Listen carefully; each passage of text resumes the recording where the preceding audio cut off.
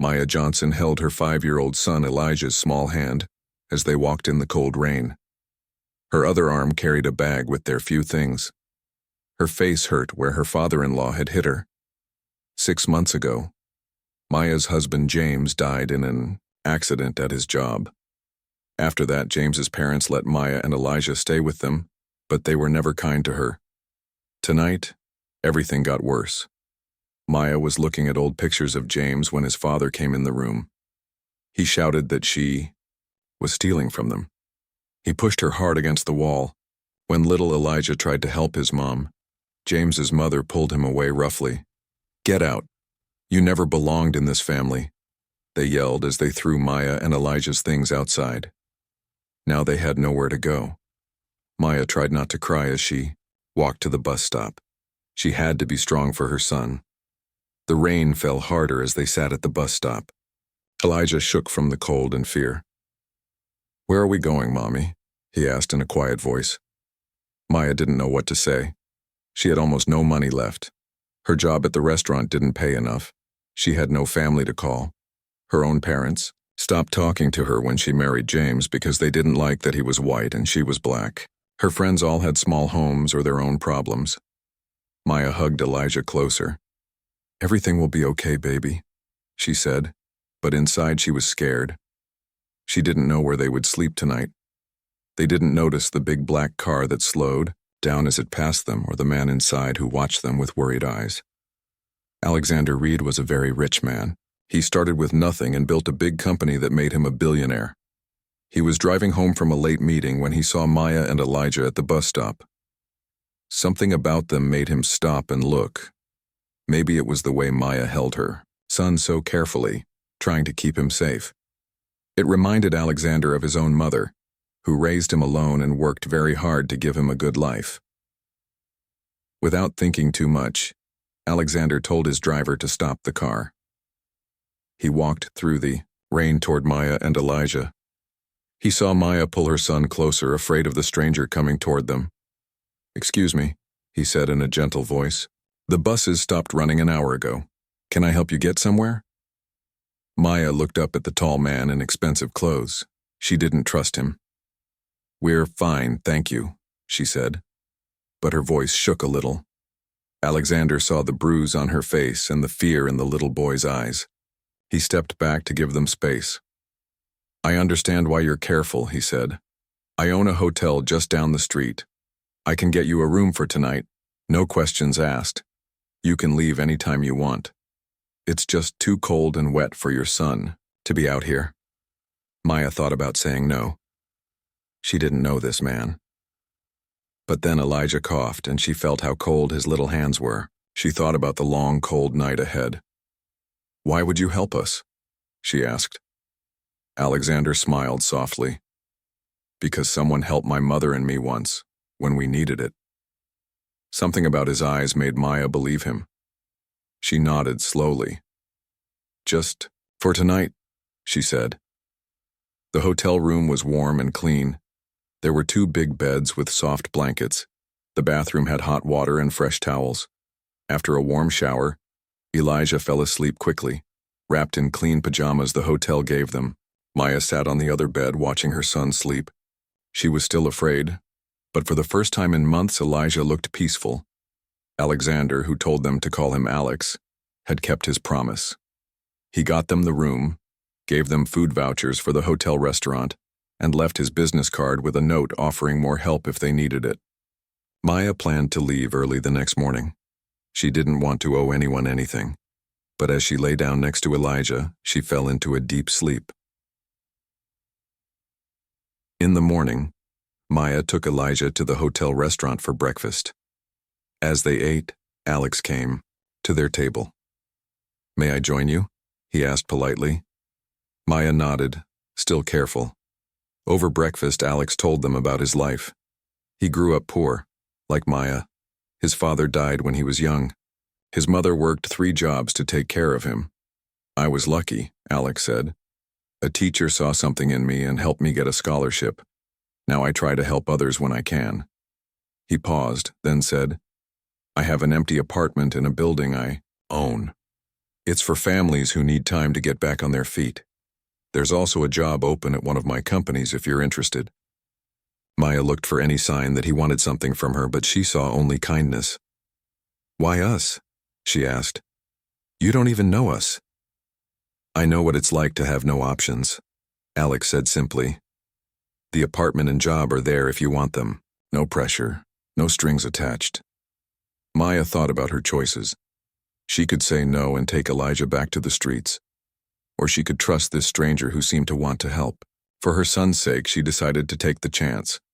The apartment was small but nice, with 2 bedrooms and a kitchen full of food. The job at Alex's company let Maya work when Elijah was at school. At first, Maya kept waiting for Alex to ask for something in return. But he never did. He checked on them sometimes, but never pushed his way into their lives. As weeks passed, Maya began to trust again. Alex helped her find a lawyer who got James's workers' pay that his parents had kept from Maya. He also set up a college fund for Elijah. Slowly, Maya and Elijah's life got better. 1 year later, Maya sat in the park watching Elijah play soccer with his new friends. She now had a better job at Alex's company. She was taking classes to get a degree. They had moved to a bigger apartment that she paid for herself. When Alex came to sit next to her on the bench, Maya smiled at him. Thank you, she said. You changed our lives that night. Alex shook his head. You changed your lives. I just gave you a chance. He watched the children playing. My mother always said that when you see someone in need, you don't look away. You do what you can. Maya nodded. She understood now. She had started helping at a shelter for women and children who had nowhere to go. Someday she would help another mother and child, just as Alex had helped her and Elijah. The circle of kindness would continue. As the sun began to set, Maya called to Elijah. It was time to go home. As they walked hand in hand, with Alex walking beside them, Maya felt something she hadn't felt in a long time. Hope. The past was behind them. The future was bright. And they were not alone anymore. 2 years passed since that rainy night when Alex found Maya and Elijah at the bus stop. Their lives had changed in ways Maya never thought possible. She now worked as a team leader in the customer service department at Alex's company. Elijah was 7 years old and doing well in school. He loved math and science, and his teachers said he was very smart.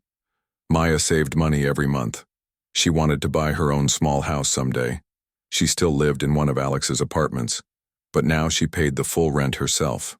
She was proud of that. She didn't want to depend on anyone's help forever. One morning, Maya got a strange letter in the mail. It was from a lawyer. The letter said that James's parents wanted to see Elijah. They said they were sorry for what they did. They wanted to be part of their grandson's life. Maya's hands shook as she read the letter. She remembered that terrible night when James's father hit her, and they threw her and Elijah out in the rain. She remembered how James's mother had pulled Elijah away when he tried to help Maya. How could they want to be in Elijah's life now? Maya called Alex. Over the years, he had become a good friend. I don't know what to do, she told him. Part of me wants to throw this letter away, but Elijah asks about his father's family sometimes. Is it wrong to keep him from knowing them? What does your heart tell you? Alex asked. Maya thought about it. That people can change, that Elijah deserves to know his father's family, but I'm scared they'll hurt him like they hurt me. You don't have to decide today, Alex said, and you don't have to let them see Elijah alone. You can meet in a public place first. Maya nodded. You're right. I'll think about it more. That night, after Elijah went to bed, Maya looked at old pictures of James. He had his father's smile and his mother's eyes. She missed him every day.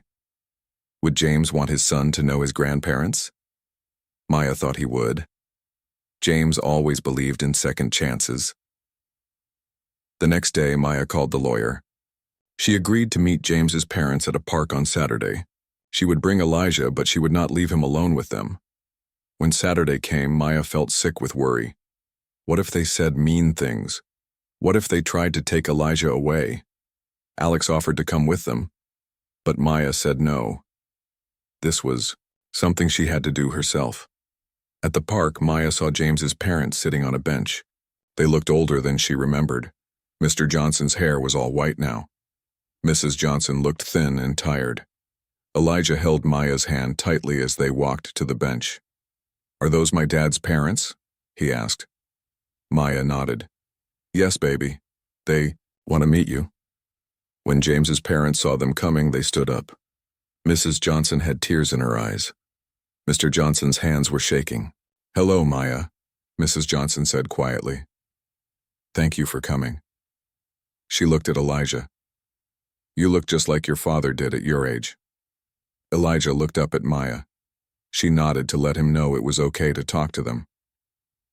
"Did you know my dad when he was little?" Elijah asked.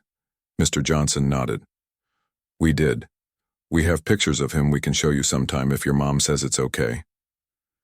The four of them sat on the bench. At first, no one knew what to say. Then Mrs. Johnson took a small box from her bag. "We brought something for you, Elijah," she said. Inside the box was a small toy car. "This was your dad's favorite toy when he was your age." Elijah looked at the car with big eyes. "Can I hold it?" he asked. Mrs. Johnson gave him the car. Elijah turned it over in his hands. "Did my dad play with this?" "Every day," Mr. Johnson said with a small smile. "He loved cars. He said he was going to be a race car driver someday." While Elijah looked at the toy, Mrs. Johnson turned to Maya. "We can never fix what we did," she said in a low voice. "We were wrong. So wrong. After James died, we were angry at the world. We took that anger out on you, and we will regret it forever." Mr. Johnson could not look Maya in the eyes. "I hit you," he said, his voice breaking. "There is no excuse for that. None. I've been in therapy for my anger. I know it doesn't change what I did." Maya didn't know what to say. She had not expected them to admit what they did wrong. She had thought they would pretend it never happened. "We don't expect you to forgive us," Mrs. Johnson said. "We just want a chance to know our grandson. James would want that." Maya watched Elijah playing with the toy car. He seemed happy. "I don't know if I can forgive you yet," she said honestly, "but I think Elijah should know his father's family. We can start with short visits, always with me there." The Johnsons nodded. "That's more than we deserve," Mr. Johnson said. "Thank you." As they were leaving the park, Elijah asked if they could see his grandparents again. "Yes," Maya said, "but slowly, okay?" That night, Maya called Alex and told him about the meeting. "Do you think I did the right thing?" she asked. "I think you did the brave thing," Alex said. "It's easy to stay angry. It's hard to give people a second chance." Over the next few months, Maya and Elijah met with the Johnsons every other weekend. Slowly, Maya began to see changes in them. They were kind to Elijah and respectful to her. Mr. Johnson never raised his voice. Mrs. Johnson always asked Maya's permission before giving Elijah anything. One day, Mrs. Johnson asked if she could talk to Maya alone while Mr. Johnson took Elijah to get ice cream. "We found this in James's things," she said, giving Maya a small box. Inside was a beautiful ring. "He was going to give it to you for your anniversary. He wanted to replace your wedding ring with something nicer." Maya felt tears in her eyes as she looked at the ring. "Thank you for giving this to me," she said. Mrs. Johnson took a deep breath. "There's something else. James had a life insurance policy we didn't tell you about. We kept the money." She handed Maya an envelope. "This is all of it, plus interest. It belongs to you and Elijah." Maya opened the envelope. Inside was a check for more money than she had ever seen. "Why are you giving this to me now?" she asked. "Because it's the right thing to do," Mrs. Johnson said simply. "We've done so many wrong things. We want to do right by you and Elijah now." That night, Maya called Alex again. She told him about the money. "I can buy a house now," she said, still shocked. Elijah and I can have our own home. That's wonderful, Alex said. You deserve this, Maya. Maya thought about how far she had come from that rainy night at the bus stop. She had a good job, friends, and now enough money to buy a house.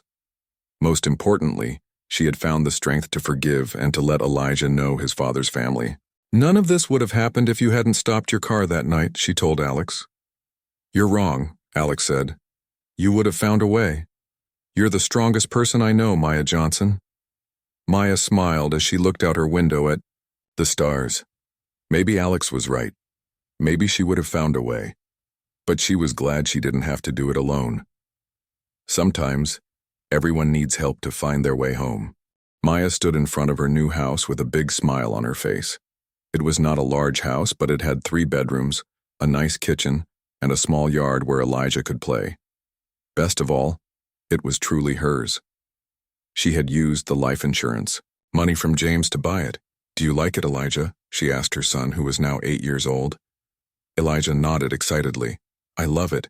Can I have the blue room? Of course you can, Maya said, ruffling his hair. And we can paint it any color you want. Alex helped them move in. He brought some of his workers to carry the heavy furniture. He also brought a housewarming gift, a beautiful dining table with 6 chairs. This is too much, Maya said when she saw it. Alex shook his head. Every home needs a place where family and friends can gather. Besides, you helped design our new customer service system at work. The company has saved a lot of money because of your ideas. Maya had worked hard at her job. She was now a manager and had many good ideas that helped the company. She still couldn't believe how much her life had changed in 3 years. James's parents, the Johnsons, also came to help with the move. Things were better between them now. They still had a long way to go to fully heal the past, but they were trying. They brought some of James's old things that they had kept, including his baseball card collection for Elijah. Your dad loved these cards, Mr. Johnson told Elijah. He started collecting them when he was about your age. Elijah looked at the cards with wide eyes. Did my dad like baseball? He loved it, Mr. Johnson said. He played all through high school. Maya watched them talk with mixed feelings. It was good for Elijah to learn about his father, but it still hurt to think about James and the life they should have had together. That night, after everyone left and Elijah was asleep in his new room, Maya sat on her front porch. The stars were bright in the sky. She thought about how far they had come from that rainy night at the bus stop. She had a good job, a house, and people who cared about her and Elijah. She felt proud and grateful. The next day was Sunday. Maya took Elijah to church. She had started going again after they moved to the apartment. The church had a good program for kids, and Maya found peace there. After church, a woman Maya didn't know came up to her. Are you Maya Johnson? The woman asked. She looked nervous. Yes, I am, Maya said, wondering who this woman was. My name is Tanya Wilson. I need help. Tanya's voice shook. Someone at the women's shelter told me about you. They said you might understand. Maya could see that Tanya had a bruise on her arm that she was trying to hide. She also noticed a small boy about 4 years old hiding behind Tanya's legs. Why don't you and your son come have lunch with us? Maya said gently. We can talk more there. Over lunch at a small restaurant, Tanya told Maya her story. Her husband had been hitting her for years. Last night, it got so bad that she finally took her son David and left. They slept in her car. She had no family in the city and very little money. I don't know what to do, Tanya said, wiping tears from her eyes. I'm scared he'll find us. Maya remembered how she felt that night in the rain with Elijah. Lost, afraid, alone. You did the right thing by leaving, she told Tanya. And you're not alone now. Maya called Alex. She told him about Tanya and David. Is there still an empty apartment in your building for families in need? She asked. Yes, there is, Alex said. They can move in today if they want. Then Maya called Mrs. Johnson. Do you still have those clothes that James's cousin's kids outgrew? She asked. There's a little boy who could use them. I'll bring them right over, Mrs. Johnson said. By that evening, Tanya and David were settled in the same apartment building where Maya and Elijah had first stayed. The apartment had basic furniture, clean clothes for both of them, and food in the kitchen. "I can't believe this," Tanya said, looking around with tears in her eyes. "Why would you and your friends help us like this?" Maya smiled. "Because someone helped me once when I had nowhere to go. Now it's my turn to help someone else." Over the next few months, Maya helped Tanya find a job at a bakery near the apartment. She also helped her get a lawyer to keep her husband away from her and David. Tanya was slowly building a new life, just as Maya had done. One day, Alex invited Maya to lunch. They met at a nice restaurant near her work. Alex seemed nervous, which was strange. He was usually very calm. "What's wrong?" Maya asked. "Is everything okay?" "Everything is fine," Alex said. I have something I want to ask you." Maya felt her heart beat faster. Over the years, she and Alex had become close friends. He was always there when she needed help or advice. Elijah loved him and looked up to him. Sometimes Maya thought there might be something more between them, but she was scared to think about it too much. "Maya," Alex said, taking a deep breath, "I care about you and Elijah very much. I have for a long time. I was wondering if you would like to go on a real date with me sometime?" Maya was surprised. "A date? Like a romantic date?" Alex nodded, looking more nervous than Maya had ever seen him. "Yes, but if you don't feel the same way, that's completely okay. Your friendship means everything to me, and I don't want to lose that." Maya thought about it. She had not dated anyone since James died. The idea scared her, but she also couldn't deny that she had feelings for Alex. He was kind, smart, and good with Elijah. Most importantly, he respected her and never tried to control her. "I think I would like that," Maya said with a small smile. "But we have to take things very slowly, and we have to make sure Elijah is okay with it." Alex's face lit up with a big smile. "Of course. We can go as slow as you need." That night, Maya talked to Elijah. "How would you feel if Mommy went to dinner with Alex? Like a special dinner, just the two of us?" Elijah thought about it. "Would Alex be like my new dad?" "No, baby," Maya said quickly. "No one will ever replace your dad. Alex and I are just friends who might start spending more time together. Your dad will always be your dad." Elijah nodded. "Okay, I like Alex. He's nice and he helps people like us and Miss Tanya." Maya hugged her son. She was proud of the kind, thoughtful boy he was becoming. James would be proud too. As summer turned to fall, Maya's life continued to change and grow. She went on a few dates with Alex, taking things very slowly. She helped Tanya find her own path to healing. She watched Elijah grow stronger and happier every day.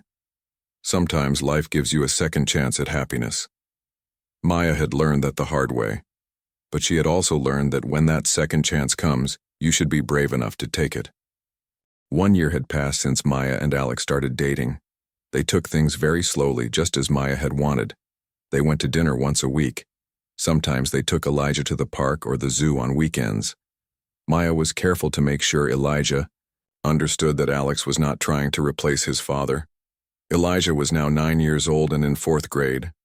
He was smart and did well in school. His teacher said he was especially good at math and science. Maya was proud of her son. He had been through so much in his young life, but he was growing into a kind and thoughtful boy. Maya still worked at Alex's company, but now she was the head of the entire customer service department. She had her own office and a team of 20 people working for her. Her ideas had saved the company a lot of money and made customers happier. One evening, Maya and Alex were having dinner at a nice restaurant. Elijah was spending the night with the Johnsons. They had become good grandparents to him, and Maya had slowly learned to trust them again. "I have something to ask you," Alex said.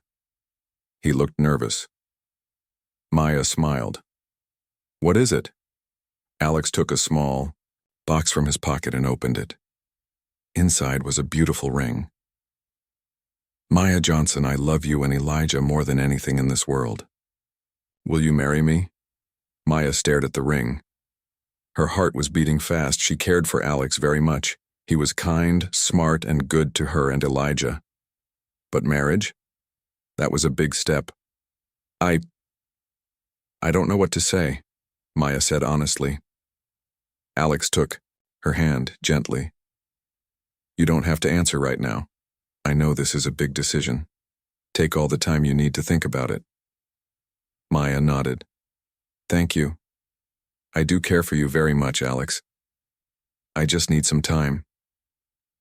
That night, when Maya got home, she took out an old picture of James. What would you think about all this? She asked the picture. Of course, it didn't answer, but Maya felt that James would want her and Elijah to be happy. The next day, Maya picked up Elijah from the Johnsons' house. On the way home, she decided to talk to him about Alex's proposal. Elijah, I need to talk to you about something important, she said. Elijah looked up from his game. What is it, Mom? Alex asked me to marry him, Maya said carefully. But I wanted to talk to you about it first. How would you feel if Alex became part of our family? Elijah thought about it for a moment.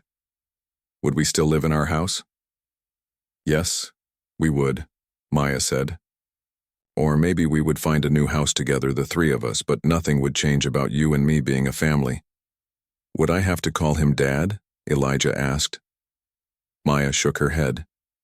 No, you already have a dad even though he's not here with us anymore. You could call Alex by his name just like you do now. Elijah was quiet for a while. Then he said, I like Alex. He's nice to us. And he makes you smile, Mom. You smile more when he's around. Maya felt tears in her eyes. Her son was so observant. Yes, he does make me happy, she admitted. Then I think it's okay, Elijah said. But can I be in the wedding? Jake at school was in his mom's wedding and he got to wear a cool suit. Maya laughed and hugged her son. If there is a wedding, you will definitely be a very important part of it. Maya thought about Alex's proposal for several more days. She talked to her friends at church and to Tanya, who was doing much better now. Tanya had a good job at the bakery and was taking classes to become a baker herself. She and her son David were happy in their own apartment. You deserve to be happy, Maya, Tanya told her. Alex is a good man. Finally, Maya called Alex and asked him to come over after Elijah went to bed. When he arrived, she made tea and they sat on her porch. I've been thinking about your proposal, Maya said. Alex nodded. And? Yes, Maya said with a smile. Yes, I will marry you. Alex's face lit up with joy. He hugged Maya tightly. You've made me the happiest man in the world, he said. They decided to have a small wedding in the spring. Maya didn't want anything big or fancy, just family and close friends.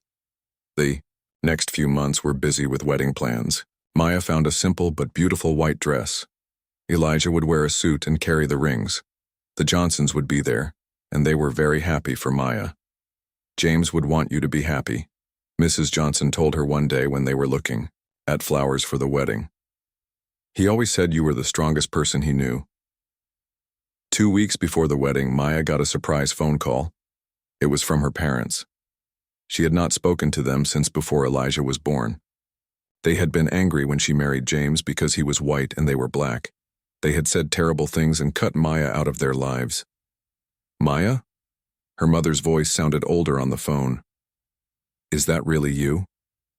Yes, Mom, it's me, Maya said, her heart beating fast. We heard you're getting married, her mother said. Your cousin Tamika told us. Maya didn't know what to say. She hadn't invited her parents to the wedding because she thought they wanted nothing to do with her. We were wrong, Maya, her father's voice came on the phone. We were wrong about James, wrong to turn our backs on you. We've regretted it every day. You have a grandson, Maya said, tears in her eyes. His name is Elijah. He's 9 years old. No, her mother said, crying now too. Tamika showed us pictures. He looks like you did at that age. We'd like to meet him, her father said. And If you can ever forgive us, we'd like to come to your wedding." Maya was silent for a long time. Her parents had hurt her deeply, but she had learned about forgiveness from her experience with the Johnsons. People could change. People could be sorry for the wrong things they did. "I'd like you to meet Elijah," Maya said finally. "We can start there." The next weekend, Maya's parents came to her house. They were older than she remembered. Her father's hair was gray now. Her mother looked smaller somehow. They brought gifts for Elijah, books, toys, and a handmade quilt that Maya's grandmother had made. Elijah was shy at first, but soon he was showing his new grandparents his room and his collection of science books. "He's wonderful, Maya," her mother said. "You've done such a good job with him." "I'm so sorry we weren't there for you," her father said, his voice breaking. "Can you ever forgive us?" Maya thought about her journey over the past few years. From that terrible night in the rain to now, with a good job, her own home, and a man who loved her. She had learned that life could be hard, but also that it could get better.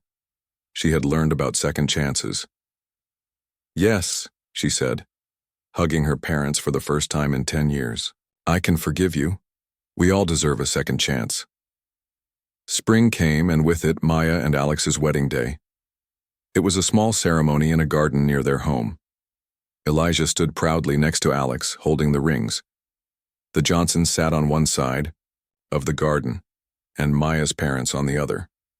Tanya was there with David. Friends from work and church filled the other seats. As Maya walked down the aisle, she thought about her journey. From a scared, homeless young mother to a strong, confident woman with a loving family.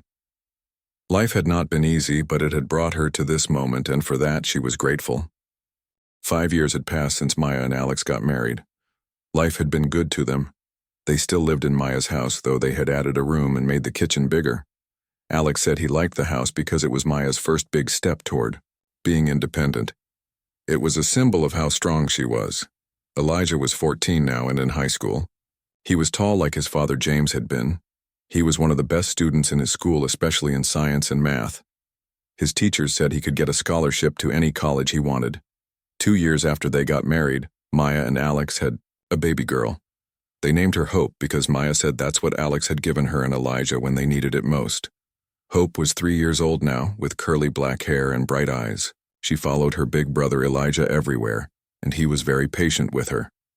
Maya still worked at Alex's company, but now she was one of the vice presidents. She was in charge of all customer relations. She had even started a program to help single parents get jobs at the company. The program included childcare and flexible hours so parents could take care of their children. One of the first people to get a job through this program was Tanya, who now ran the company's cafeteria. She had become a good baker and cook. Her son David was 12 and was good friends with Elijah. Maya's parents and the Johnsons were both regular visitors to their home. The two sets of grandparents got along well, united in their love for Elijah and Hope. They had all become a big family, very different from the one Maya had dreamed of when she married James, but a good family all the same. One evening, Maya, Alex, and Elijah were sitting in the living room while Hope played with her toys on the floor. Elijah seemed nervous about something. "What's on your mind, son?" Alex asked. He always called Elijah son, but was careful to talk about your dad, James, when they spoke about Elijah's father. Elijah took a deep breath. "I got a letter today, from MIT. It's a special summer program for high school students who are good at science." Maya's eyes got big. "MIT? That's one of the best schools in the country." Elijah nodded. "My science teacher helped me apply. They accepted me. It's for 6 weeks this summer." "That's wonderful, Elijah," Maya said, hugging her son. "I'm so proud of you." "We'll need to figure out how to pay for it," Alex said. "But don't worry about that. We'll make it work." Elijah shook his head. "That's the thing, it doesn't cost anything. They pay for everything, but it's in Boston. I'd have to live there for 6 weeks. Maya felt her heart skip a beat. Her son had never been away from home for more than a weekend.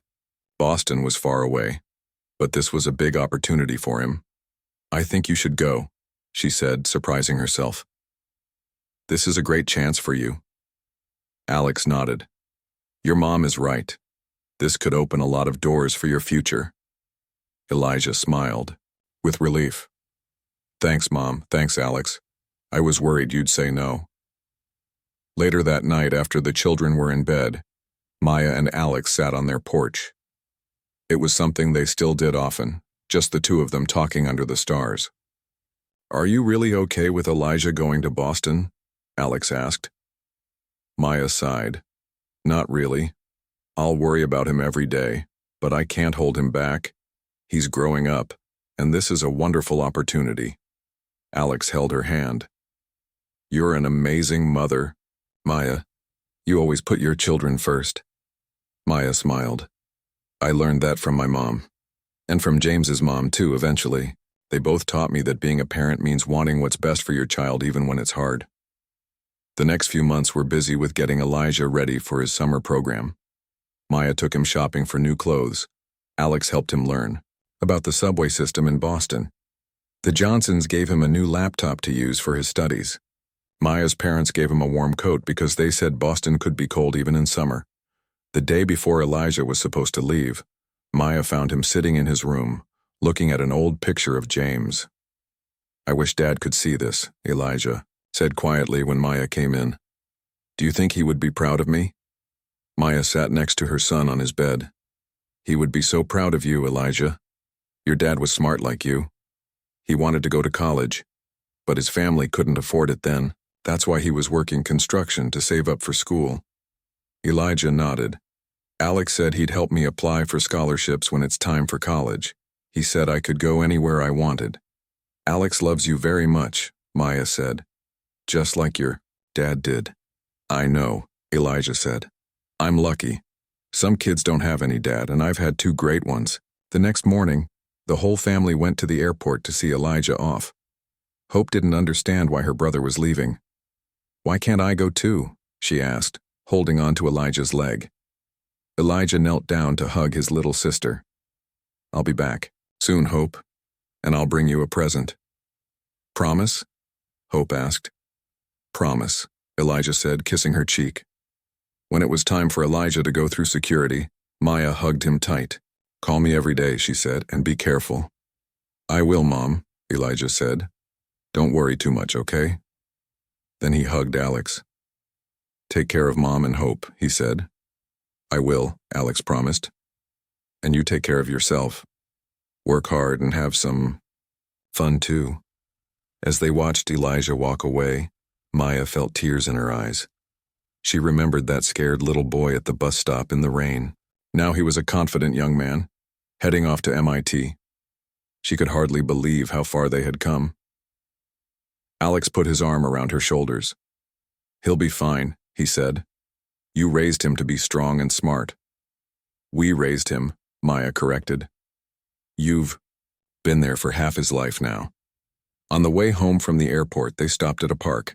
Hope wanted to play on the swings. While Alex pushed her, Maya sat on a bench nearby. From where she sat, she could see a bus stop across the street. A young woman was sitting there with two small children. They looked tired and worried. Maya watched them for a moment, thinking about that night so many years ago when she and Elijah had sat at a bus stop, not knowing where to go or what to do. She remembered the fear and the hopelessness. She stood up and walked toward the bus stop. She didn't know if the woman needed help, but she could at least ask. That's what Alex had done for her, and it had changed her life. Excuse me, Maya said gently as she approached the woman. I don't mean to bother you, but are you and your children okay? Do you need any help? The woman looked up, suspicious at first, then desperate. We have nowhere to go, she admitted. My husband, She touched a bruise on her face. Maya nodded. She understood without the woman having to say more. I know a safe place you can stay, she said. And I can help you find work when you're ready. The woman looked uncertain. Why would you help us? You don't even know us. Maya smiled. Because someone helped me once, when I had nowhere to go. Now it's my turn to help someone else. That's how it works. We pass on the kindness that others have shown us. As Maya helped the woman and her children into her car, She thought about how life worked in circles. She had gone from being the one who needed help to being the one who could give help, from being homeless to having a home big enough to share, from being alone to having a family that extended beyond blood. And it had all started with one act of kindness on a rainy night, when a man had stopped his car to help a mother and child at a bus stop.